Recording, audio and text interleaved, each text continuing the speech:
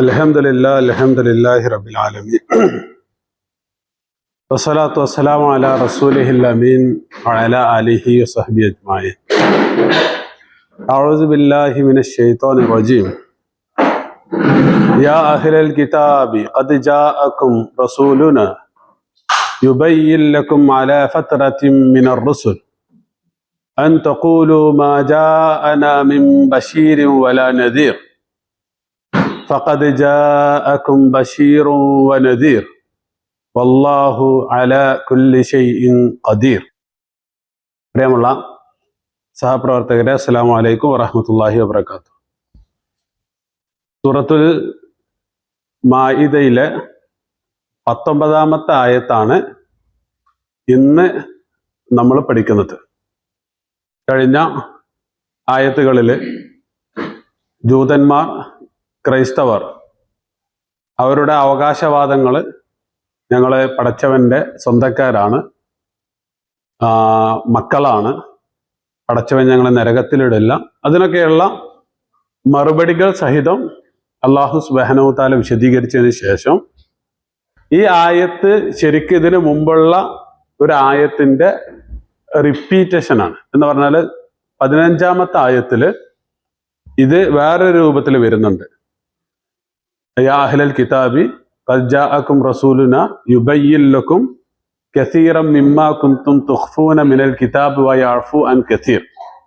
അതാണ് മുമ്പ് വന്നത്. ഇതിൽ വരുന്നത് യാ അഹ്ലൽ കിതാബി ഖദ് ജാഅകും റസൂലുനാ യുബയ്യിൻ ലക്കും. ഇത് കഴിഞ്ഞതിന് ശേഷമാണ് വ്യത്യാസം. അലാ ഫത്രത്തിൻ മിനർ റുസുൽ. അപ്പോൾ ജൂത ക്രൈസ്തവരോട് അവരുടേതായ തെറ്റുകുറ്റങ്ങൾ ഓരോന്ന് വിശദീകരിച്ചതിന് ശേഷം അവർക്ക് ഇനി മടങ്ങാനുള്ള അവസരമായിരിക്കുന്നുവെന്ന് പല രൂപത്തിൽ ആവർത്തിച്ച് പഠിപ്പിക്കുന്നതാണ് ഈ ഒരു സൂറത്ത് എന്നുള്ളത്. നമ്മൾ പറഞ്ഞു, സൂറത്തുൽ മാഇദ ഏറ്റവും അവസാനത്തിലാണ് ഇറങ്ങുന്നത്. അപ്പോൾ സ്വാഭാവികമായിട്ടും ഇസ്ലാമിൻ്റെ ഒരു സാമൂഹിക ക്രമം രൂപപ്പെട്ടതിന് ശേഷം, ഇസ്ലാമിൻ്റെ ഒരു ആധിപത്യം ഇങ്ങനെ ഉയർന്നു വരുന്ന ആ സന്ദർഭത്തിൽ നിങ്ങൾ ഇതിനെ പിന്തുണക്കേണ്ട ആളുകളാണ് എന്ന് പഠിപ്പിക്കുന്നതിന് വേണ്ടിയാണ് വീണ്ടും ഇത് ആവർത്തിച്ച് പറയുന്നത്. അപ്പോൾ അവിടെ യാ അഹ്ലൽ കിതാബ്, നേരത്തെ പറഞ്ഞ അതേ ജൂതന്മാരും ക്രൈസ്തവരും എന്ന് പറഞ്ഞാൽ ഇതിനു മുമ്പുള്ള ആയത്തില് ലഖദ് കഫറല്ലദീന ഖാലു ഇന്നല്ലാഹു വൽ മസീഹ് ഇബ്നു മറിയം എന്ന് പറയുന്ന ആയത്തും, അതുപോലെ തന്നെ വഖാലത്തിൽ യഹൂദു വൻ നസ്വാറ നഹ്നു അബ്നാഉല്ലാഹി വഹിബ്ബാഉ. അപ്പോൾ നസാറാക്കളാണ്, ജൂതന്മാരാണ്, അവരുടെ നയങ്ങളാണ് ഓരോന്ന് പറഞ്ഞതിന് ശേഷം വീണ്ടും അഹ്ലൽ കിതാബ് എന്ന് പറയുമ്പോൾ, ഞാൻ മുമ്പ് പറഞ്ഞിരുന്നു, അഹ്ലൽ കിതാബ് എന്ന് പറയുന്നത് ഭാഷാപരമായി വിശാലമായ അർത്ഥത്തിലുള്ള ഒരു പദപ്രയോഗമാണെങ്കിലും വിശുദ്ധ ഖുർആൻ അത് പ്രയോഗിച്ചിട്ടുള്ളത് ജൂത ക്രൈസ്തവരെ മാത്രം ഉദ്ദേശിച്ചുകൊണ്ടാണ്. അപ്പൊ അത് തന്നെയാണ് ഇവിടെ യഥാർത്ഥത്തിൽ നേരത്തെ തൊട്ടു മുമ്പുള്ള ആയത്തിൽ ആരെ പറയണത്? വക്കാലത്തിൽ യഹൂദോ വൻ നസാറ എന്നാ പറയണത്. അപ്പൊ അതിനുശേഷം യാ അഹ്ലൽ കിതാബി എന്ന് വരുന്ന സമയത്ത് കൃത്യമായിട്ട് അതാരാണ്? ജൂത ക്രൈസ്തവരാണ്. അതാണ് അതിലെ ഒന്നാമത്തെ പോയിന്റ്. പിന്നെ അഹ്ലുൽ കിതാബ്, ഊത്തുൽ കിതാബ്, അല്ലദീന ആതൈനാഹുമുൽ കിതാബ്, ഇതൊക്കെ നമ്മൾ മുമ്പ് വിശദീകരിച്ചാണ്, അതിലേക്ക് ഞാൻ കടക്കുന്നില്ല. അഹ്ലുൽ കിതാബ് എന്നുള്ളത് ഇവിടെ വന്നത് കൊണ്ട് ഒന്നുകൂടി പറയാണ്. എന്ന് പറഞ്ഞാൽ ഞങ്ങള് വേദത്തിന്റെ ആളുകളാണ് എന്ന് അവകാശപ്പെടുകയും എന്നാൽ ആ വേദ നിയമങ്ങളോട് കൂറ് പുലർത്താതിരിക്കുകയും ചെയ്യുന്ന ആളുകളെയാണ് സാധാരണ വിശുദ്ധ ഖുർആന് അവരെ ഒന്ന് ഉണർത്തുന്നതിന് വേണ്ടിയാണ് അഹ്ലുൽ കിതാബ് എന്ന് വിളിക്കാറുള്ളത്. അപ്പൊ ഇത് ഒരുപാട് ആയത്തുകളിൽ യാ അഹ്ലൽ കിതാബി ലിമ എന്നാണ്, നിങ്ങൾ എന്തുകൊണ്ടാണ് ലിമ തക്ഫുറൂന ബി ആയാത്തില്ല, നിങ്ങൾ എന്തിനാണ് അള്ളാഹുവിന്റെ ആയത്തുകൾ നിഷേധിക്കുന്നത് എന്നൊക്കെ പറയുന്ന രൂപത്തിൽ ഒരുപാട് ചോദ്യങ്ങൾ വിശുദ്ധ ഖുർആന് ചോദിക്കുന്നുണ്ട്. അപ്പൊ അതുപോലെ ഇവിടെ യാ അഹ്ലൽ കിതാബി ഖദ് ജാഅകും റസൂലുന, ഖദ് ജാഅകും, ഖദ് എന്നുള്ളത് ഞാൻ മുമ്പ് വിശദീകരിച്ചതാണ്. അപ്പോ ഖദ് എന്ന് പറഞ്ഞാൽ തീർച്ചയായും എന്നുള്ള അർത്ഥത്തിലാണ്. ഖദ് ജാഅകും, നിങ്ങളിലേക്ക് വന്നിരിക്കുന്നു, തീർച്ചയായും നിങ്ങളിലേക്ക് വന്നിരിക്കുന്നു. ജാഅത്ത് എന്നുള്ള പദം യഥാർത്ഥത്തില് അൽ ജീഅ, അൽ ജിഅത്തു, അൽ ജിഅത്തു, അറബി ഭാഷയില് അൽ ജിഅത്തു അല്ലെങ്കിൽ അൽ ജീഅത്തു എന്നൊക്കെ പറഞ്ഞാല് ഹുഫ്റത്തുൻ ഫിൽ ഹിബ്തത്തി യജ്തമിഉ ഫീഹൽ മാ എന്ന് പറഞ്ഞാൽ ഈ താഴ്വരയുടെ ഒക്കെ താഴത്തുള്ള കുഴിയാണ്. അപ്പൊ മഴയൊക്കെ പെയ്യുമ്പോൾ വെള്ളം അതില് എന്താണ് കൂടി നിൽക്കും. അപ്പൊ അതിനാണ് എന്ത് പറയുക, ജിഅത്ത് അല്ലെങ്കിൽ ജീഅത്ത് എന്ന് പറയാം. അപ്പൊ അതിന്റെ പ്രത്യേകത എന്താണ്? എല്ലാ ആൾക്കാരും അവിടേക്കാണ്, ആളുകളും ആടുകളും മാടുകളും ഒക്കെ എവിടെ എത്തുക? ഈ പറയുന്ന സ്ഥലത്താണ് വരിക. അപ്പൊ അങ്ങനെ ഒരു ആവശ്യത്തിന് വരുന്ന സ്ഥലമാണ് എന്ത്? ജീഅത്ത് എന്ന് പറയുക. അപ്പൊ സാധാരണ അത്യാവശ്യമുള്ള ഒരു സംഗതി വരുന്നതിന് അല്ലെങ്കിൽ ഒരു ആവശ്യത്തിന് ചെല്ലുന്നതിന് അതിനൊക്കെയാണ് ജാ എന്നുള്ള പദം പ്രയോഗിക്കാറുള്ളത്. ഒരു അത്യാവശ്യമുള്ള സംഗതി വരുന്നതിന് അതല്ലെങ്കിൽ ഒരു ആവശ്യത്തിന് വരുന്നതിന് ഇതിനൊക്കെയാണ് നമ്മൾ ജാ എന്നുള്ള പദം പ്രയോഗിക്കാറുള്ളത്. ഇപ്പൊ ഉദാഹരണമായിട്ട് ഇതാ ജാ നസ്റുല്ലാഹി വൽ ഫത്ത്, അങ്ങേയറ്റം കാത്തു നിന്ന ഒരു സാധനമാണ് എന്ത്? ആ മുസ്ലിം ഉമ്മത്തിന്റെ വിജയം എന്നുള്ളത്. 10, 20, 23 വർഷം പ്രയാസങ്ങൾ സഹിച്ച് ആ കാത്തിരിപ്പ് അത്യാവശ്യമായിരുന്ന ഒരു സാധനമാണ് ആ വിജയം എന്നുള്ളത്. അതാണ് ഇദാ ജാ എന്ന് പറയുന്നത്. അതുപോലെ മുനാഫിക്കുകളെ പ്രവാചകന്റെ അടുത്തേക്ക് അവരുടെ കാര്യം ബോധിപ്പിക്കുന്നതിന് വേണ്ടി, ഞങ്ങൾ വിശ്വാസികളാണ് എന്ന് ബോധിപ്പിക്കുന്നതിന് വേണ്ടി ഇങ്ങനെ ഇടക്കിടക്ക് വരും. അതാണ് ഇദാ ജാഅകൽ മുനാഫിഖൂന ഖാലു നശ്ഹദു ഇന്നക ലറസൂലുള്ളാഹ്. അപ്പൊ ഇങ്ങനെ ഒരു ആവശ്യത്തിന് വരുന്നതിന് അല്ലെങ്കിൽ ഒരു അത്യാവശ്യമുള്ള ഒരു സംഗതി ലഭിക്കുന്നതിന് അങ്ങനെയൊക്കെയാണ് സാധാരണ ജാ എന്നുള്ള പദം പ്രയോഗിക്കുന്നത്. അത് തന്നെയാണ് ഇവിടെയും യഥാർത്ഥത്തിൽ എന്ത്? ഖദ് ജാഅക്കും. അപ്പോ സമൂഹം ഒന്നടങ്കം ലഭിക്കേണ്ട, സമൂഹത്തിന് ഒന്നടങ്കം ലഭിക്കേണ്ട ഹിദായത്തുമായി വരുന്ന പ്രവാചകൻ, അപ്പോ സമൂഹം ഒന്നടങ്കം കാത്തിരിക്കുന്ന പ്രവാചകൻ ഇതാ വന്നിരിക്കുന്നു എന്ന് പറയാനാണ് ഈ പറയുന്ന ജാ എന്നുള്ള പദം അവിടെ പ്രയോഗിച്ചിട്ടുള്ളത്.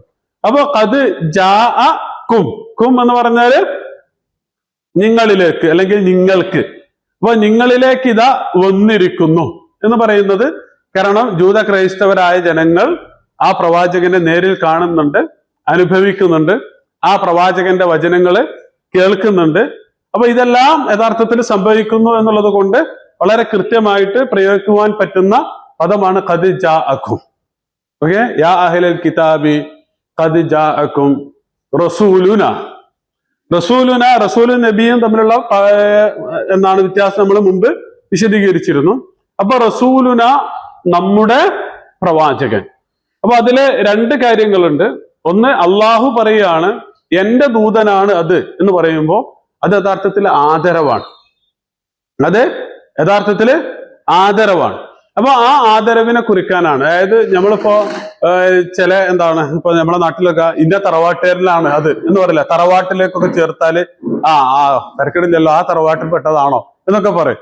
അപ്പൊ അതുപോലെ അല്ലെങ്കിൽ ഇപ്പോ ഇവിടെ ഷെയ്ഖ് തമീമിന്റെ ബന്ധുവാണ് എന്ന് പറഞ്ഞാല് സ്വാഭാവികമായും അതൊരു പ്രിവിലേജ് ആണ്. അപ്പൊ സ്വാഭാവികമായും ദുന്യാവിലൊരു മനുഷ്യന് ലഭിക്കുവാൻ പറ്റുന്ന ഏറ്റവും വലിയ പ്രിവിലേജ് എന്താണ്? അത് പടച്ചവന്റെ ആളാണ് എന്ന് പറയുന്നത്. അതുകൊണ്ടാണ് ആര് ജൂത ക്രൈസ്തവർ എന്ത് പറഞ്ഞത്? നഹ്നു അബ്നാഉല്ലാഹി വ അഹിബ്ബാഉ. ആ ഒരു പ്രിവിലേജിന്റെ പുറത്താണ് അല്ലെങ്കിൽ ആ വ്യാജ പ്രിവിലേജിന്റെ പുറത്താണ് ഇന്ന് ഈ പറയുന്ന ജൂതന്മാരൊക്കെയും ഈ ഫലസ്തീനികളെ അല്ലെങ്കിൽ ഈ കുഞ്ഞുങ്ങളെയൊക്കെ ക്രൂരമായിട്ട് കൊന്നൊടുക്കുന്നത്. അപ്പോ ആ ഒരു പ്രയോഗമാണ് റസൂലുന എന്ന് പറയുമ്പോൾ ഞങ്ങള് ദൈവത്തിന്റെ മക്കളാണ് എന്നൊക്കെ ഉള്ളത് അത് വ്യാജവാദമാണ്. യഥാർത്ഥ ഒരു സാധനം ഉണ്ട്, അത് ഞാൻ പറഞ്ഞു വെച്ചതാണ്. അപ്പൊ അതാരാണ്? അത് മുഹമ്മദ് മുസ്തഫ സല്ലല്ലാഹു അലൈഹി വസല്ലമയാണ്. അതാണ് ഖദ് ജാഅക്കും റസൂലുന എന്ന് പറയുന്നത്. അപ്പൊ അതില് 2 പോയിന്റുകളുണ്ട്. ഒന്നാമത്തേത് ഈ പറഞ്ഞ പ്രിവിലേജ് ആണ്. ഇത് എന്റെ പ്രവാചകനാണ്. ആ ഒരു പ്രിവിലേജ് ആർക്ക് കിട്ടുന്നു? പ്രവാചകന് ലഭിക്കുന്നു. രണ്ടാമത്തേത് ഈ പ്രവാചകനെ ഞാനാണ് പറഞ്ഞയച്ചത്, അതുകൊണ്ട് ഇദ്ദേഹത്തിന്റെ കൽപ്പനകൾ നിങ്ങൾ ഒരിക്കലും ലംഘിക്കരുത്, അദ്ദേഹത്തിനെതിരെ നിങ്ങൾ ഒരിക്കലും പ്രവർത്തിക്കരുത്. നമ്മള് ചില സംഗതികൾ പറയില്ല, അത് മൂപ്പരുടെ കൽപ്പനയാണ്, അല്ലെങ്കിൽ ഇപ്പൊ സമൂഹത്തിൽ ഏറ്റവും ഉയർന്ന സ്ഥാനമുള്ള അല്ലെങ്കിൽ ഒരു സംഘടനയിൽ ഒക്കെ പ്രവർത്തിക്കുന്ന ആളുകളാണെങ്കിൽ അതിന്റെ പ്രസിഡന്റിന്റെ കൽപ്പനയാണ്, അമീറിന്റെ കൽപ്പനയാണ് എന്നൊക്കെ പറയുന്നത് പോലെ ഇത് നാം നിയോഗിച്ച പ്രവാചകനാണ് എന്ന് അള്ളാഹു പറയുമ്പോൾ ആ പ്രവാചകന്റെ കൽപ്പനകൾ ഒരിക്കലും ലംഘിക്കരുത് എന്നുള്ള മെസ്സേജ് കൂടി അതിൽ നിന്ന് ലഭിക്കുന്നതാണ്. ഖദ് ജാഅക്കും റസൂലുന. അപ്പൊ അതില് ജാ എന്നുള്ള പദം നമ്മൾ പഠിച്ചു. ജിഅത്ത്, അൽ ജിഅത്ത് എന്നുള്ളതിൽ നിന്നാണ് ഹുഫ്റത്തുൻ ഫിൽ ഹിബ്തത്തി യജ്തമിഉ ഫീഹാ അൽ മാ. അപ്പൊ അതാണ് ജിഅത്ത്, അതിൽ നിന്നാണ് ജാ, ആവശ്യത്തിന് വരിക അല്ലെങ്കിൽ വളരെ ആവശ്യമുള്ള ഒരു സംഗതി വരുന്നത്. അതിനാണ് ഭാഷയിൽ ജാ പ്രയോഗിക്കുക. ജാഅക്കും റസൂലുന യുബയ്യിൻ ലക്കും. ഇനി അടുത്തത് യുബയ്യിൻ ലക്കും എന്നുള്ളതാണ്. അത് നമ്മൾ മുമ്പ് വിശദീകരിച്ചതാണ്. അതായത് യുബയ്യിൻ ലക്കും, ആ പ്രവാചകൻ നിങ്ങൾക്ക് വിശദീകരിച്ചു തരുന്നു. ആ പ്രവാചകൻ നിങ്ങൾക്ക് വിശദീകരിച്ചു തരുന്നു. അതില് ബയ്യന എന്നുള്ളതാണ് പദം. ബയ്യന എന്നുള്ള പദത്തിന്റെ ബേസ് എന്തായിരുന്നു? അൽ ബൈന്. അൽ ബൈന് എന്ന് പറഞ്ഞാല് അതിരിടുക എന്നാണ് അർത്ഥം. അതായത് കൺഫ്യൂഷൻ ഉണ്ടാവാതിരിക്കാന് വരമ്പിടുക എന്നുള്ളതാണ്. അപ്പൊ അങ്ങനെ വരമ്പിട്ട് നന്മക്കും തിന്മക്കും അല്ലെങ്കിൽ ഹറാമുകൾക്കും ഹലാലുകൾക്കും ഇടയിലുള്ള വരമ്പുകളാണ് എന്ത്? ഇസ്ലാമിക ശരീഅത്തിലെ നിയമങ്ങൾ എന്ന് പറയുന്നത്. അപ്പൊ സ്വാഭാവികമായിട്ടും ഇവിടെ അതാണ് യുബയ്യിൻ ലക്കും. അതായത് ഒരുപാട് കാലം പ്രവാചകന്മാര് ലഭിക്കാതിരുന്നാൽ അല്ലെങ്കിൽ നമ്മുടെ കയ്യിൽ ഒരു വേദഗ്രന്ഥം ഇല്ലാതിരുന്നാൽ എന്താ സംഭവിക്കുക? എന്തെല്ലാം സംഗതികൾ ചെയ്യണം, എന്തെല്ലാം സംഗതികൾ ചെയ്യരുത് എന്ന് മനുഷ്യർക്ക് ധാരണ ഉണ്ടായിരിക്കില്ല. അപ്പൊ അങ്ങനെ ചെയ്യേണ്ടതും ചെയ്യാൻ പാടില്ലാത്തതും അതിരിട്ട് തരുന്ന സാധനമാണ് ബയ്യന എന്ന് പറയുന്നത്. ക്ലിയർ അല്ലേ? അപ്പൊ അതാണ് ഈ പദം ഇവിടെ വിശുദ്ധ ഖുർആന് പ്രയോഗിക്കാനുള്ള കാരണം. ബൈന് എന്ന് പറഞ്ഞാല് അതിര് എന്നാണ് അർത്ഥം. അപ്പൊ ബൈനുകളെ ബുയൂന് വെക്കുക എന്നുള്ളതാണ് പ്രവാചകന്മാരെ നിർവഹിക്കുന്ന ദൗത്യം. അതുകൊണ്ടാണ് ഇതിന് എന്തില്ലാത്തത്? ഇതിന് മഫൂലില്ല. എന്താണ് വിശദീകരിക്കുന്നത് എന്നിവിടെ പറയുന്നില്ല. അതിലുണ്ടോ? ഇല്ല. യുബയ്യിൻ ലക്കും എന്ന് പറഞ്ഞതിന് ശേഷം എന്ത് വിശദീകരിക്കുന്നു? ആ പ്രവാചകൻ നിങ്ങൾക്ക് വ്യക്തമാക്കി നൽകുന്നു എന്നേ ഉള്ളൂ. എന്താണ് വ്യക്തമാക്കുന്നത്? അത് അതിലില്ല. അപ്പൊ ആ എന്തുകൊണ്ടാണ് എന്ന് ചോദിച്ചാൽ യഥാർത്ഥത്തിൽ നന്മ തിന്മകൾക്കിടയിൽ ഹറാമ് ഹലാലുകൾക്കിടയിൽ അതിരിടുന്ന ആളാണ് ആര്? പ്രവാചകൻ തിരുമേനി അല്ലെങ്കിൽ പ്രവാചകന്മാർ, ദൈവദൂതന്മാർ എന്ന് പറയുന്നത്. അപ്പൊ ആ സാധനമാണ് ഇവിടെ യുബയ്യിൻ ലക്കും. ആ പ്രവാചകൻ, ആ ദൂതൻ സല്ലല്ലാഹു അലൈഹി വസല്ലം നിങ്ങൾക്ക് വിശദീകരിച്ചു തരുന്നു. എന്നിട്ട് ഒരു പുതിയ പ്രയോഗം അല്ലാഹു സുബ്ഹാനഹു വ തആല നടത്തുന്നുണ്ട്. അലാ ഫത്റത്തിൻ.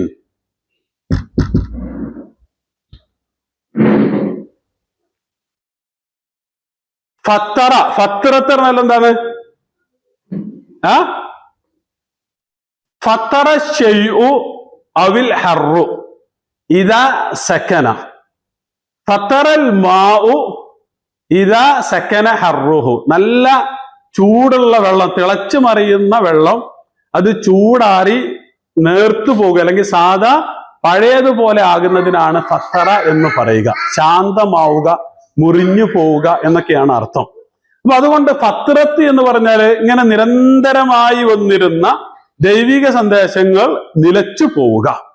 അപ്പൊ അങ്ങനെ ആ നിലച്ചു പോകുന്ന ഇടവേളക്കാണ് എന്ത് പറയുക? അറബി ഭാഷയില് ഫത്രത്ത് എന്ന് പറയുന്നത്.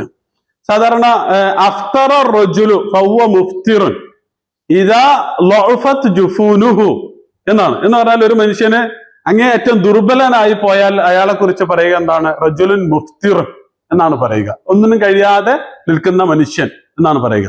അപ്പൊ ഇതാണ് ഈ ഫത്രത്ത് എന്നുള്ള പദത്തിന്റെ ഒരു പ്രത്യേകത. എന്ന് പറഞ്ഞാൽ ഒന്നും ചെയ്യാണ്ട് ശാന്തമായിട്ട് നിൽക്കുക, അല്ലെങ്കിൽ മുറിഞ്ഞു പോവുക, നിലച്ചു പോവുക. ഈ മലക്കുകളെ കുറിച്ചുള്ള വിശുദ്ധ ഖുർആന്റെ പ്രയോഗത്തില് യുസബ്ബിഹൂനൽ ലൈല വന്നഹാറ ലാ യഫ്തുറൂൻ, ഈ മലക്കുകള് രാപ്പകൽ ഭേദമന്യേ അള്ളാഹുവിന് എന്ത് ചെയ്യുന്നുണ്ട്? തസ്ബീഹ് ചൊല്ലിക്കൊണ്ടേ ഇരിക്കുന്നുണ്ട്. ലാ യഫ്തുറൂൻ, അവര് തസ്ബീഹുകൾ ഒരിക്കലും നിലച്ചു പോവുകയില്ല, മുറിഞ്ഞു പോവുകയില്ല, അവരൊരിക്കലും ക്ഷീണിച്ചു പോവുകയില്ല. അപ്പൊ ക്ഷീണിക്കുക, ദുർബലപ്പെടുക, നിലച്ചു പോവുക എന്നൊക്കെയാണ് ഇതിന്റെ അർത്ഥം. അപ്പൊ ഇതിന്റെ യഥാർത്ഥത്തില് ഫത്തറൽ മാഉ ഇദാ സകന ഹർറുഹു എന്നുള്ളതാണ് അതിന്റെ ബേസ് എന്നുള്ളത്. അപ്പൊ അലാ ഫത്രത്തിൻ മിനർ റുസുൽ, അലാ ഫത്രത്തിൻ മിനർ റുസുൽ, പ്രവാചകന്മാരുടെ ഇടവേളയ്ക്ക് ശേഷം, പ്രവാചകന്മാരുടെ ഇടവേളയ്ക്ക് ശേഷം ആര് വന്നിരിക്കുന്നു? റസൂൽ സല്ലല്ലാഹു അലൈഹി വസല്ലമ വന്നിരിക്കുന്നു. അതെന്താണ് സംഭവം?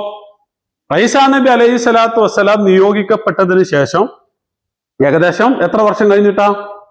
ഒരു 560-നും 600-നും ഇടയിലാണ് ആര് വരുന്നത്? പ്രവാചകൻ മുഹമ്മദ് മുസ്തഫ സല്ലല്ലാഹു അലൈഹി വസല്ലമ വരുന്നത്. അതിനിടയിൽ ഒരു പ്രവാചകനും വന്നിട്ടില്ല. അപ്പൊ ഇത്രയും നീണ്ട ഇടവേളയ്ക്ക് ശേഷമാണ് ആര് വരുന്നത്? റസൂൽ സല്ലല്ലാഹു അലൈഹി വസല്ലമ വരുന്നത്. അതുകൊണ്ടാണ് റസൂൽ പറഞ്ഞത് അന ഔലൻ നാസി ബിബിനി മറിയം, ഈസ ഇബ്നു മറിയമിനോട് ഏറ്റവും കടപ്പെട്ട് നിൽക്കുന്നത് ആരാണ്?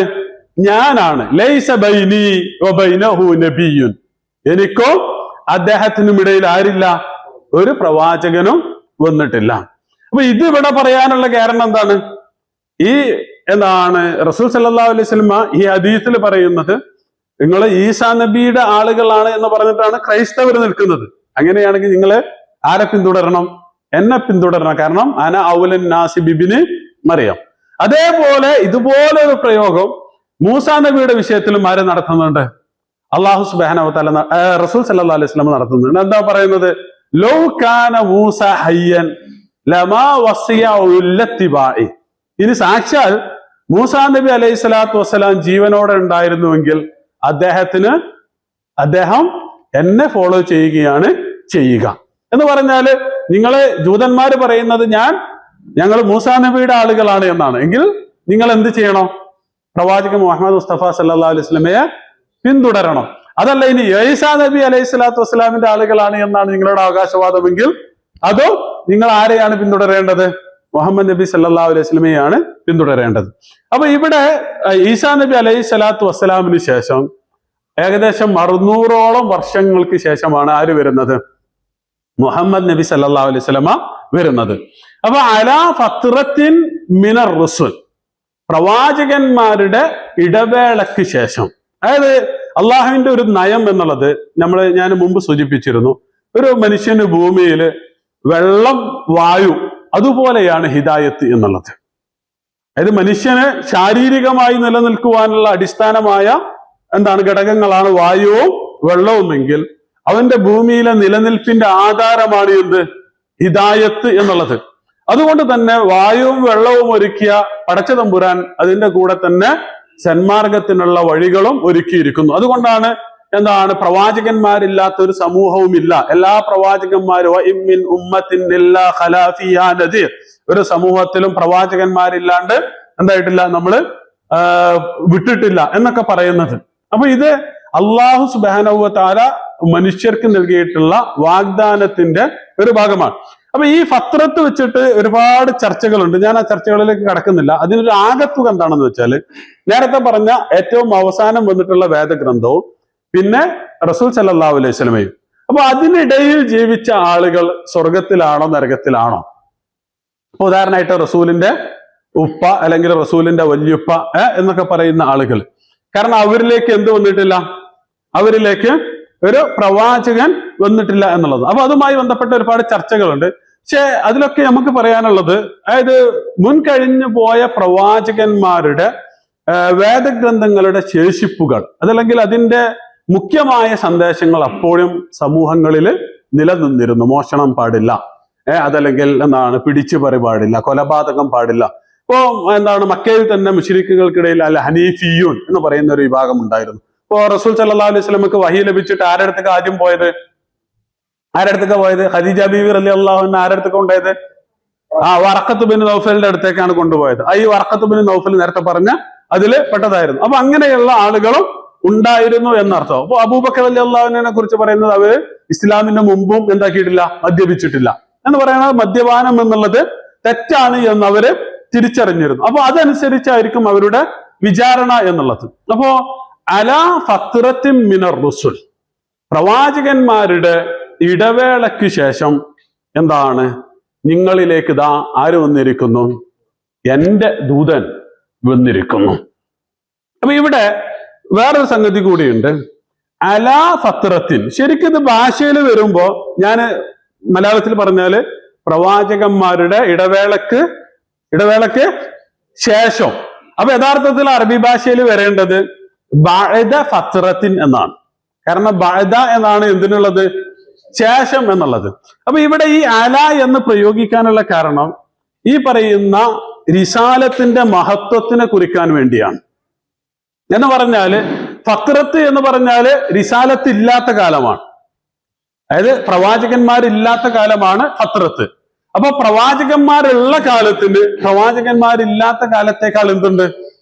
മഹത്വമുണ്ട്, ശ്രേഷ്ഠതയുണ്ട്.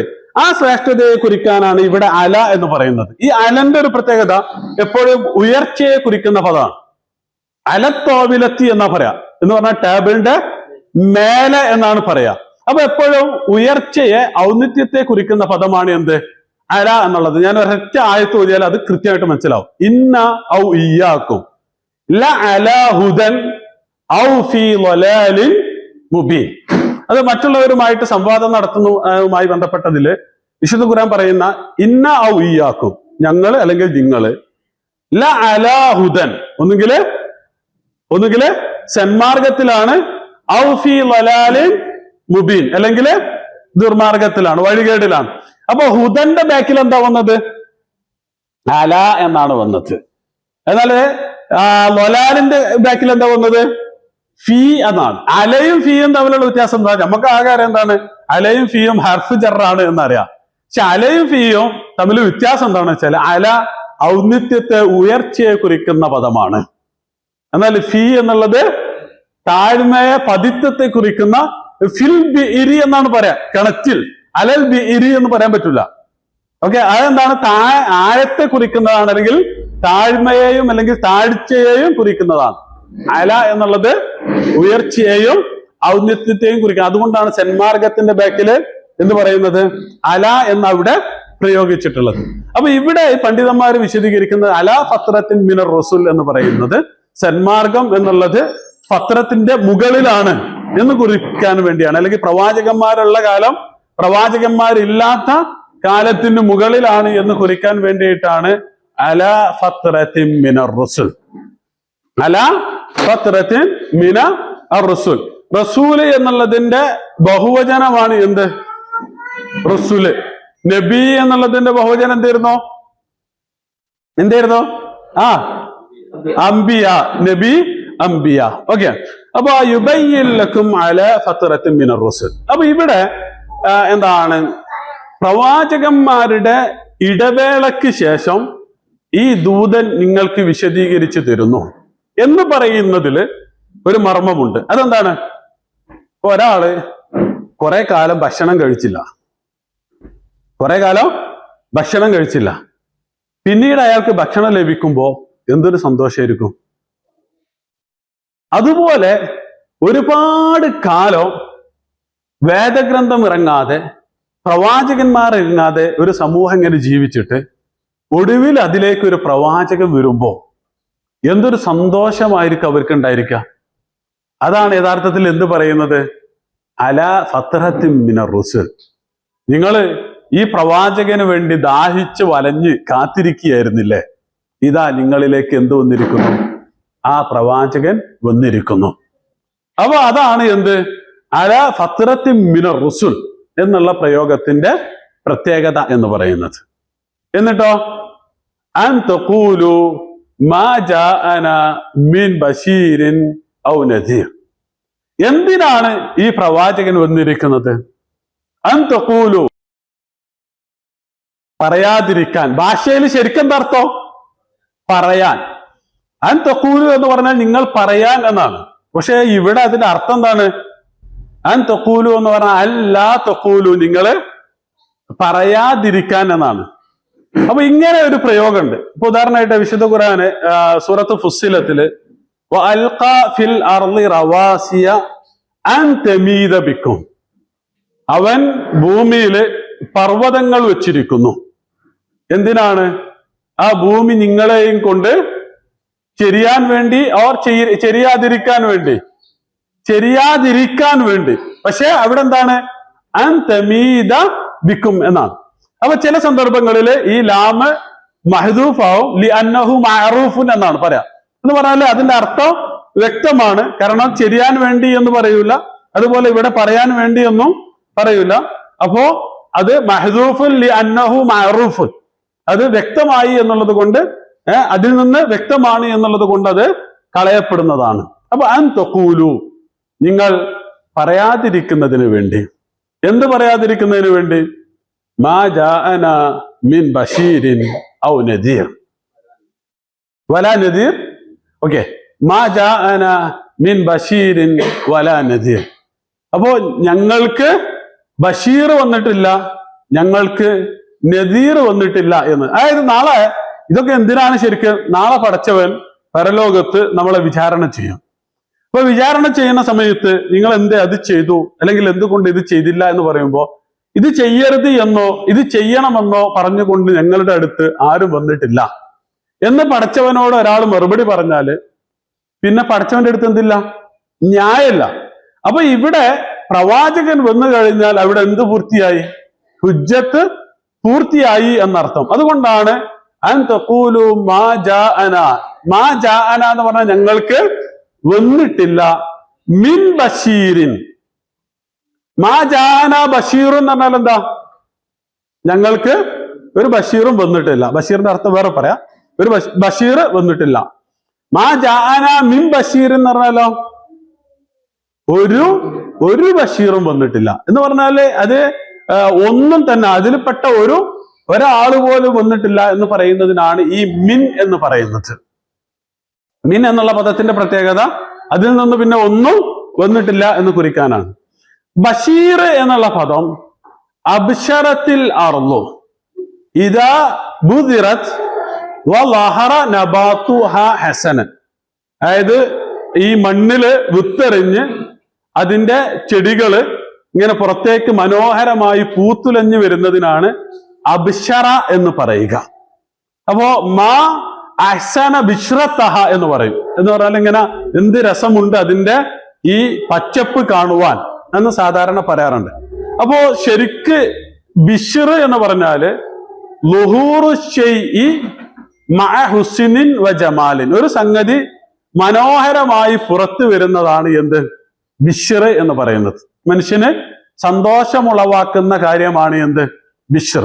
അപ്പൊ അങ്ങനെ മനോഹരമായി മനുഷ്യന് സന്തോഷം നൽകുന്ന കാര്യത്തിനാണ്, നൽകുന്ന വ്യക്തിക്കാണ് എന്ത് പറയുക? ബഷീർ എന്ന് അറബി ഭാഷയിൽ പ്രയോഗിക്കാറുള്ളത്. ബഷറും അങ്ങനെ തന്നെ ആവണം എന്നുള്ളതാണ്. മറ്റുള്ളവർക്ക് സന്തോഷം നൽകുന്നവനായിരിക്കണം, അല്ലെങ്കിൽ കാണുമ്പോൾ ഒക്കെ ഒരു ഉന്മേഷവും ഒരു പ്രസരിപ്പൊക്കെ നൽകുക എന്നുള്ളത് ഒരു മനുഷ്യന്റെ സവിശേഷതയാണ്. അതല്ല നമ്മളുടെ ഒക്കെ ഒരു ആറ്റിറ്റ്യൂഡ് എങ്കിൽ എന്തോ ഒരു പ്രശ്നം ഉണ്ട് എന്ന് നമ്മൾ തിരിച്ചറിയേണ്ടതാണ്. അപ്പോ മാ ജാഅന മിൻ ബഷീരിൻ, ഒരു ബഷീർ, അതിൽ നിന്നാണ് ബഷറ എന്ന് പറഞ്ഞാല് സന്തോഷ വാർത്ത അറിയിക്കുക തുടങ്ങിയിട്ടുള്ള പദപ്രയോഗങ്ങളൊക്കെയും കടന്നു വന്നിട്ടുള്ളത്. ഇപ്പൊ മാ ജാഅന മിൻ ബഷീരിൻ അവിടെ നക്കിറയാണ് എന്ന് പറഞ്ഞാൽ നക്കിറത്തു ലിത്തഖ്ലീൽ, ഒരു എന്താണ് ബഷീറും വന്നിട്ടില്ല, ഒരു സന്തോഷം. എന്താണ് സന്തോഷ വാർത്ത? എന്താണ് സന്തോഷ വാർത്ത? പ്രവാചകന്മാർ എന്ത് സന്തോഷമാണ് നൽകുന്നത്? അള്ളാഹുവിന്റെ വിധിവിലക്കുകള് സൂക്ഷിച്ച് പാലിച്ച് ജീവിച്ചാല് നാളെ എന്തുണ്ട്? അള്ളാഹുവിന്റെ അടുത്ത് അള്ളാഹുവിന്റെ തൃപ്തിയുണ്ട്, അള്ളാഹുവിന്റെ സ്വർഗമുണ്ട്. വബശ്ശിരില്ലദീന ആമനു വഅമിലു സ്വാലിഹാത്തി അന്ന ലഹും ജന്നാത്തിൻ തജ്രി മിൻ തഹ്തിഹൽ അൻഹാർ യുബശ്ശിറുഹും റബ്ബുഹും ബിറഹ്മത്തിൻ എന്നൊക്കെ പറഞ്ഞിട്ട് ഒരുപാട് ആയത്തുകൾ അള്ളാഹു എന്താണ് അള്ളാഹുവിന്റെ സ്വർഗം, അല്ലെങ്കിൽ അള്ളാഹുവിന്റെ തൃപ്തി, അള്ളാഹുവിന്റെ കാരുണ്യം, ഇവയൊക്കെ കൊണ്ടിട്ട് എന്താക്കുന്ന സന്തോഷ വാർത്ത അറിയിക്കുന്നു. അതാണ് തബ്ശീർ എന്ന് പറയുന്നത്. രണ്ടാമത്തെ പദം എന്താണ്? നദീർ. എന്താണ് നദീർ പറഞ്ഞാല്?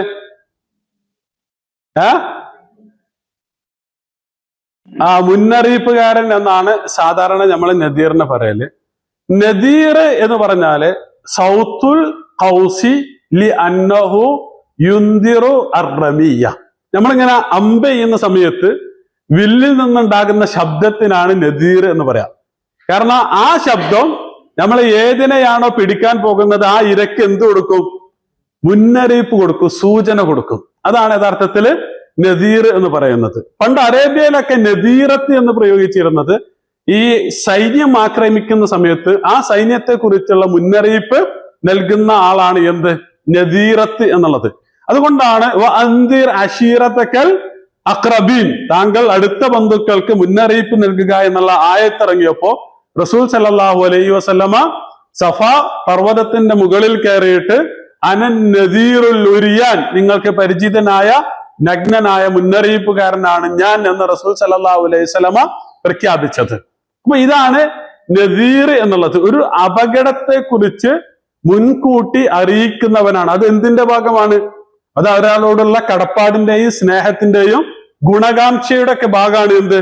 അവിടെ ഒരു കുഴിയുണ്ട്, അതില് ചാടരുത് കേട്ടോ, അല്ലെങ്കിൽ ഒരു പ്രശ്നമുണ്ട്, നീ അതിൽ ഇടപെടരുത് കേട്ടോ എന്ന് പറയുന്നത് ആ ഗുണകാംക്ഷയുടെ ഭാഗമാണ്. അപ്പൊ ഇതാണ് നമ്മൾ സാധാരണ നദീർ എന്ന് പറയുമ്പോൾ ഇതെന്തോ ഒരു എന്താണ്, ഭീഷണിപ്പെടുത്താൻ വന്നതാണ് എന്നുള്ള ആംഗിളിൽ നിന്നാണ് സാധാരണ ചിന്തിക്കാറുള്ളത്. അതല്ല, നേരെ മറിച്ച് ഭീഷണിപ്പെടുത്താനല്ല. നമ്മളെ യഥാർത്ഥത്തിൽ നമ്മളുടെ പ്രിയപ്പെട്ട മക്കളോട് അല്ലെങ്കിൽ പ്രിയപ്പെട്ടവരോടൊക്കെ പറയും, അവിടെ ഒരു പ്രശ്നമുണ്ട്, അതല്ലെങ്കിൽ അങ്ങോട്ട് പോകരുത്. അത് എന്തുകൊണ്ടാണ്? അവരോടുള്ള സ്നേഹത്തിന്റെ, അവരോടുള്ള കടപ്പാടിന്റെ പുറത്താണ് നമ്മൾ യഥാർത്ഥത്തിൽ അത് പറയാറുള്ളത്. അപ്പൊ ഈ പ്രവാചകൻ എന്ന് പറയുന്നത്, അള്ളാഹു നിയോഗിച്ച പ്രവാചകന്മാരൊക്കെയും എന്തായിരുന്നു? ബഷീറും നദീറുമായിരുന്നു. അപ്പൊ ഇവിടെ മറ്റൊരു പോയിന്റ് എന്നുള്ളത്, ആദ്യം പറയുന്നത് എന്താണ്? ബഷീറാണ്. മിക്കപ്പോഴും ബഷീറാണ് ആദ്യം വരിക. കാരണം എന്താണ്? അത് നമ്മുടെ ഒരു നയം അങ്ങനെയാണ്. എന്ന് പറഞ്ഞാൽ നമ്മുടെ അടുത്തൊരു ഗുഡ് ന്യൂസ് ഉണ്ട്, ഒരു ബാഡ് ന്യൂസ് ഉണ്ടെങ്കിൽ എപ്പോഴും നമ്മൾ ഗുഡ് ന്യൂസ് കൊണ്ട് തുടങ്ങണം എന്നുള്ളതാണ്. അതുപോലെ തന്നെ നമ്മൾ ആളുകളോട് ഒരുപാട് കാര്യങ്ങൾ പറയാനുണ്ട്, അവരെ ഉപദേശിക്കാനുണ്ടെങ്കിലും അവർക്ക് പ്രോത്സാഹനമുള്ള, അവർക്ക് താല്പര്യമുള്ള സംഗതികൾ വെച്ചുകൊണ്ട് തുടങ്ങണം എന്നുള്ളതാണ്. അതുകൊണ്ട് പ്രവാചകന്മാരുടെ പ്രബോധനത്തിന്റെ രീതി എന്ന് പറയുന്നത് ആദ്യം തബ്ശീർ എന്ന് പറഞ്ഞാൽ ആളുകൾക്ക് സന്തോഷമുളവാക്കുന്ന കാര്യങ്ങൾ പറയുക എന്നുള്ളതാണ്. അപ്പൊ അള്ളാഹുവിനെ കുറിച്ച് വിശുദ്ധ ഖുർആന് ഈ പറയുന്ന സന്തോഷ വാർത്ത അറിയിക്കുന്നവൻ എന്ന് പറയുന്ന, അതുപോലെ മുന്നറിയിപ്പ് നൽകുന്ന എന്നുള്ള അർത്ഥത്തിൽ വിശേഷണങ്ങൾ നൽകിയിട്ടുണ്ട്. അപ്പോ എന്താണ്? വൈദ് ഖാലത്തിൽ മലായികത്തു യാ മറിയമു ഇന്നല്ലാഹ യുബശ്ശിറുകി, അല്ലയോ മറിയം, അള്ളാഹു നിനക്ക് സന്തോഷ വാർത്ത അറിയിക്കും. അപ്പോ ഇത് അള്ളാഹു നിർവഹിച്ച ദൗത്യമാണ്. രണ്ടാമത്തേത്, വേദഗ്രന്ഥവും എന്താണ്? ബഷീറും വ നദീറാണ്. ഇപ്പോ എന്താണ്? സൂറത്ത് ഫുസ്സിലത്തിന്റെ തുടക്കത്തില് കിതാബുൻ ഫുസ്സിലത്ത് ആയാത്തുഹു ഖുർആനൻ അറബിയൻ ലിഖൗമി യഅലമൂൻ ബഷീറൻ വ നദീറ. അപ്പൊ അവിടെ ഖുർആൻ എന്താണ്? ബഷീറും വ നദീറാണ്. അതുപോലെ പ്രവാചകൻ തിരുമേനി സല്ലല്ലാഹു അലൈഹി വസല്ലം എന്താണ്? ഇന്നാ അർസൽനാക ബിൽ ഹഖി ബഷീറൻ വ നദീറ. താങ്കളെ നാം സത്യവുമായി പറഞ്ഞയക്കുന്നു, താങ്കൾ എന്താണ്? ബഷീറും നദീറുമാണ്. വമാ അർസൽനാക ഇല്ലാ കാഫത്തൻ ലിന്നാസി ബഷീറൻ വ നദീറ എന്ന് വിശുദ്ധ ഖുർആന് പ്രയോഗിച്ചിട്ടുണ്ട്. അപ്പൊ ഇങ്ങനെ ഒരുപാട് ആയത്തുകളില് പ്രവാചകൻ, അതുപോലെ തന്നെ വേദഗ്രന്ഥം, ഇവരൊക്കെ എന്താണ്? ബഷീറോ വ നദീറാണ്. അപ്പൊ ഈ ബഷീറാണ് നദീറാണ് എന്ന് പറയുമ്പോ അതിന്റെ ഒരു ആകത്തുക എന്ന് പറയുന്നത് എന്താണ്? ഇത് മനുഷ്യർക്ക് ഗുണകാംക്ഷയുള്ളതാണ്. സന്തോഷ വാർത്ത അറിയിക്കുന്നതും അതുപോലെ തന്നെ മുന്നറിയിപ്പ് നൽകുക എന്നുള്ളതും, അല്ലെങ്കിൽ സൂക്ഷിക്കണം, ജാഗ്രത പുലർത്തണമെന്ന് ആവശ്യപ്പെടുക എന്നുള്ളതൊക്കെ എന്തിന്റെ ഭാഗമാണ്? ഗുണകാംക്ഷയുടെ ഭാഗമാണ്. അപ്പൊ അതാണ് അതിന്റെ ഒരു ആകത്തുക എന്നുള്ളത്. എന്താണ് ഇവിടെ പറഞ്ഞത്? മിൻ ബഷീരിൻ വലാ നദീർ, മിൻ ബഷീരിൻ വലാ നദീർ. അപ്പോ നാളെ പരലോകത്ത് ഈ പ്രവാചകൻ നിങ്ങൾക്ക് വന്നിട്ടുള്ളത്, ഇനി നാളെ പടച്ചവന്റെ മുമ്പിൽ നിങ്ങൾക്ക് എന്തില്ല? ഒരു ന്യായവുമില്ല. അപ്പൊ ഇവിടെ രണ്ട് സംഗതികൾ. ഒന്ന്, ഞാൻ നേരത്തെ പറഞ്ഞു അല ഫത്രത്തിൻ മിനർ റുസുൽ എന്ന് പറയുമ്പോൾ ഒരുപാട് കാലം കാത്തിരുന്നതിന് ശേഷം, അല്ലെങ്കിൽ ലഭിക്കാതിരുന്നിട്ട് ഒന്ന് ലഭിക്കുമ്പോൾ സ്വാഭാവികമായിട്ടും അതിനെന്തുണ്ട്? വല്ലാണ്ട് മൂല്യമുണ്ട് എന്നുള്ളതാണ്. രണ്ടാമത്തെ പോയിന്റ്, മറ്റുള്ള ജനങ്ങളെക്കാൾ ഈ പ്രവാചകനിൽ വിശ്വസിക്കാനുള്ള ബാധ്യത ആർക്കാണുള്ളത്? അഹ്ലുൽ കിതാബിനാണുള്ളത്. കാരണം എന്താണ്? മറ്റുള്ള ജനങ്ങൾക്ക് ഇങ്ങനെ ഒരു പ്രവാചകൻ വരുമെന്നുള്ള ധാരണയില്ല. എന്നാൽ അഹ്ലുൽ കിതാബിന് എന്തുണ്ട്? ഇങ്ങനെ ഒരു പ്രവാചകൻ വരുമെന്ന് ധാരണയുണ്ട്. അതുകൊണ്ടാണ് അല്ലദീന ആതൈനാഹുമുൽ കിതാബ യഅരിഫൂനഹു കമാ യഅരിഫൂന അബ്നാഅഹും, നമ്മൾ മുമ്പ് വേദം ലഭിച്ചിട്ട് നൽകിയിട്ടുള്ള ആളുകള് അവർക്ക് ഈ പ്രവാചകനെ സ്വന്തം മക്കളെ അറിയുന്നത് പോലെ അറിയാം എന്ന് പറഞ്ഞാൽ അവരുടെ വേദഗ്രന്ഥത്തില് കൃത്യമായി പറഞ്ഞിട്ടുണ്ട് ഒരു പ്രവാചകൻ വരാനിരിക്കുന്നു, ആ പ്രവാചകന്റെ ലക്ഷണങ്ങൾ ഇങ്ങനെയായിരിക്കും, ആ പ്രവാചകൻ ഇന്ന ഭാഗത്തു നിന്നാണ് വരിക എന്നൊക്കെ കൃത്യമായിട്ട് പറഞ്ഞിട്ടുണ്ട്. വിശുദ്ധ ഖുർആൻ മറ്റൊരിടത്ത് അല്ലദീന യത്തബിഊന റസൂലൻ നബിയൽ ഉമ്മിയല്ലദീന അല്ലദീ യജിദൂനഹു മക്തൂബൻ ഇൻദഹും ഫിത്തൗറാത്തി വൽ ഇൻജീൽ, അതായത് തൗറാത്തിലും ഇൻജീലിലും എഴുതപ്പെട്ട ഈ പ്രവാചകനെ പിന്തുടരുന്നവർ എന്ന് പറഞ്ഞാൽ എന്താണ്? തൗറാത്തും ഇൻജീലൊക്കെ കൃത്യമായിട്ട് പ്രവാചകൻ തിരുമേനി സല്ലല്ലാഹു അലൈഹി വസല്ലമയെ കുറിച്ചുള്ള വിവരണങ്ങൾ നൽകിയിട്ടുണ്ട് എന്നുള്ളതാ. അതുകൊണ്ടാണ് ഇവിടെ എന്ത് പറയുന്നത്, ഇവരോട് തന്നെ പറയുന്നത്. കാരണം നിങ്ങളാണ് ആദ്യം ഈ മുഹമ്മദ് മുസ്തഫ സല്ലല്ലാഹു അലൈഹി വസല്ലമയില് വിശ്വസിക്കേണ്ടത്. കാരണം എന്താണ്? നിങ്ങൾക്ക് നിങ്ങളുടെ വേദഗ്രന്ഥത്തിൽ കൃത്യമായ പരാമർശങ്ങൾ ആരെ കുറിച്ചുണ്ട്?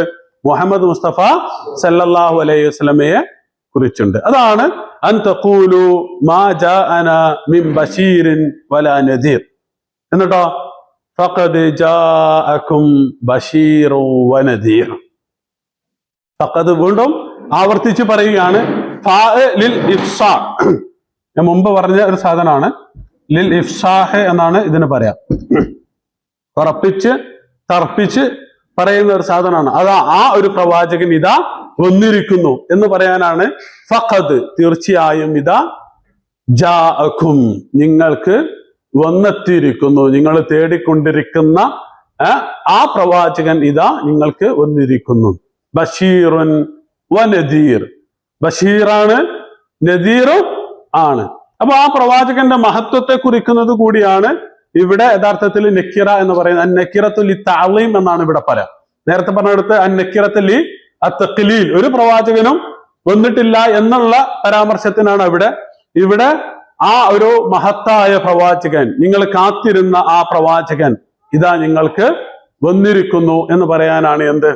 ബഷീറുൻ വ നദീർ. നദീർ എന്നുള്ള പദമൊക്കെ വിശുദ്ധ ഖുർആന് പല രൂപത്തിലും പ്രയോഗിച്ചിട്ടുണ്ട്. നുദർ, നദീർ, അന്തറ, അങ്ങനെ ഒരുപാട് ആയത്തുകളിൽ ഈ പദങ്ങൾ പ്രവാചകൻ തിരുമേനി സല്ലല്ലാഹു അലൈഹി വസല്ലമയെ ചേർത്ത് തന്നെ പ്രയോഗിച്ചതായിട്ട് അന്തിരിന്നാസ യൗമ യഅതീഹിമുൽ അദാബ് ഫയഖൂലുൽ ലദീന ളലമു എന്നൊക്കെ പറഞ്ഞിട്ട് സൂറത്ത് ഇബ്രാഹിമില്. അപ്പൊ ഇങ്ങനെ ഒരുപാട് പ്രയോഗങ്ങൾ നമുക്ക് ഇതുമായി ബന്ധപ്പെട്ട്, അതുപോലെ തന്നെ ബഷീറും നമുക്ക് കാണുവാൻ കഴിയുന്നതാണ്. ഫഖദ് ജാഅകും ബഷീറുൻ വനദീർ. എന്നിട്ടോ വല്ലാഹു അലാ കുല്ലി ഷൈഇൻ ഖദീർ. വല്ലാഹു അലാ കുല്ലി ഷൈഇൻ ഖദീർ, തീർച്ചയായും അല്ലാഹു എല്ലാറ്റിനും കഴിവുറ്റവനാണ്. അതെന്താ ഇവിടെ പറയാൻ കാരണം?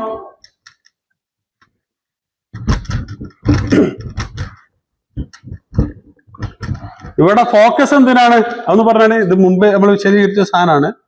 വല്ലാഹു ഇവിടെ അലാ കുല്ലി ഷൈഇൻ, അലാ കുല്ലി ഷൈഇൻ എന്നുള്ളതിനാണ് എന്ത് ഫോക്കസ്. ഖദീർ എന്നുള്ളതിനല്ല ഫോക്കസ്. ഓക്കെ എന്ന് പറഞ്ഞാൽ അള്ളാഹുവിന് കഴിയാത്ത ഒന്നുമില്ല, അള്ളാഹുവിന് കഴിയാത്ത ഒന്നുമില്ല എന്നുള്ളതാണ് ഈ ഇതിന് കാരണം. അപ്പോ പ്രവാചകനെ നിയോഗിക്കുക എന്നുള്ളതും പ്രവാചകന്മാരെ സന്ദേശവുമായി നിരന്തരമായി പറഞ്ഞയക്കുക എന്നുള്ളതും പ്രവാചകന്മാരെ ഒരു ഇടവേള കൊടുക്കുക എന്നുള്ളതൊക്കെ ആരുടെ തീരുമാനമാണ്? അള്ളാഹുവിന്റെ തീരുമാനമാണ്. അപ്പൊ ആ തീരുമാനം അനുസരിച്ച് നടപ്പാക്കുവാൻ അള്ളാഹുവിനൊരു പ്രയാസവുമില്ല. അതാണ് അലാ കുല്ലി ഷൈഇൻ ഖദീർ എന്നുള്ളതിന്റെ നേരെ മുമ്പിലേക്കുള്ള ആയത്തുമായി ബന്ധപ്പെട്ട ഒന്നാമത്തെ വിശദീകരണം എന്നുള്ളത്. എന്ന് പറഞ്ഞാല് കുറെ കാലത്തിന് ശേഷമാണ് പ്രവാചകന്മാരെ നിയോഗിച്ചിട്ടുള്ളത്. അപ്പൊ പ്രവാചകന്മാരെ നിയോഗിക്കുക എന്നുള്ളത് ഒരു സമൂഹത്തിൽ തന്നെ ഒരുപാട് പ്രവാചകന്മാരുണ്ടായിരുന്നു.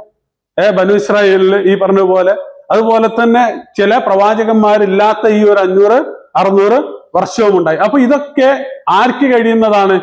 അള്ളാഹുവിന് കഴിയുന്നതാണ്. അതാണ് ഒന്നാമത്തെ പോയിന്റ്. രണ്ടാമത്തേത്, ഇതൊരു കൽപ്പനയാണ്. എന്ന് പറഞ്ഞാല് ഇത് നിങ്ങൾക്കിതാ അള്ളാഹുവിന്റെ ദൂതൻ വന്നിരിക്കുന്നു, നിങ്ങൾ ആ ദൂതനെ ഫോളോ ചെയ്യുകയാണ് വേണ്ടത് എന്ന് പറഞ്ഞതിന് ശേഷം വല്ലാഹു അലാ കുല്ലി ഷൈഇൻ ഖദീർ എന്ന് പറയുമ്പോൾ നിങ്ങൾ അത് ചെയ്യുന്നില്ല എങ്കിൽ പിന്നെ എന്ത് വേണമെന്ന് തീരുമാനിക്കാൻ ആർക്ക് കഴിയും? അള്ളാഹുവിന് കഴിയും. അതൊരു എന്താണ്? താക്കീദിന്റെ സ്വരമാണ്. എന്ന് പറഞ്ഞാല് അള്ളാഹുവിന്റെ ശിക്ഷ നിങ്ങൾക്ക് ലഭിക്കും എന്നുള്ള ഒരു താക്കീദിന്റെ സ്വരമാണ്. അപ്പൊ ഈ രണ്ട് വ്യാഖ്യാനവും ഇവിടെ അവസാനത്തില് ഈ തദീല് വല്ലാഹു അലാ കുല്ലി ഷൈഇൻ ഖദീർ എന്നുള്ള പ്രയോഗത്തിൽ ഉണ്ട്. ഇനി അടുത്തത് ആയത്തിലെ മറ്റൊരു വിഷയമാണ് മൂസാ നബി അലൈഹി സ്വലാത്തു വസ്സലാം. അതായത് ഇവരുടെ തന്നെ ചരിത്രത്തിലേക്ക് ഒന്നുകൂടി മടങ്ങുകയാണ്. നിങ്ങളുടെ പാരമ്പര്യം എങ്ങനെയാണ്, നിങ്ങൾ ഇന്നതൊക്കെയാണ് ചെയ്തത്, മൂസാ നബി അലൈഹി സ്വലാത്തു വസ്സലാമിനെ നിങ്ങൾ എങ്ങനെയാണ് ധിക്കരിച്ചത് എന്നൊക്കെ പറയുന്ന ഭാഗങ്ങളാണ്. ഇൻഷാ അള്ളാ അത് അടുത്ത ക്ലാസ്സിൽ. യൂത്ത് ഫോറത്തിൽ നിന്ന് ഒരു മുഹമ്മദ് എന്നുള്ള ഒരു കുട്ടി സാധാരണ ഉണ്ടാവാറുണ്ട്. അപ്പോൾ അവനെ മെസ്സേജ് അയച്ചിരുന്നു. അവന്റെ ഉപ്പ കരാള് സംബന്ധമായിട്ട് ഒരു രോഗമാണ്, വളരെ ഗുരുതരമായ ICUലാണ്, പ്രാർത്ഥിക്കണമെന്ന് ആവശ്യപ്പെട്ടിട്ടുണ്ട്. അള്ളാഹു സുബ്ഹാനഹു തആല അദ്ദേഹത്തിന് എത്രയും പെട്ടെന്ന് ശിഫ നൽകി അനുഗ്രഹിക്കുമാറാവട്ടെ. എല്ലാവിധ പ്രയാസങ്ങളിൽ നിന്നും അള്ളാഹു സുബ്ഹാനഹു തആല അദ്ദേഹത്തെ മുക്തനാക്കുമാറാവട്ടെ. ആഫിയത്തോടു കൂടി ഇനിയും ജീവിക്കുവാനുള്ള തൗഫീഖ് നൽകി അനുഗ്രഹിക്കുമാറാവട്ടെ. അള്ളാഹു സുബ്ഹാനഹു തആല വിശുദ്ധ ഖുർആൻ പഠിക്കാനും അതനുസരിച്ച് ജീവിക്കാനും അത് മറ്റുള്ളവർക്ക് പകർന്നു കൊടുക്കുവാനുമുള്ള തൗഫീഖ് നൽകി അനുഗ്രഹിക്കുമാറാവട്ടെ.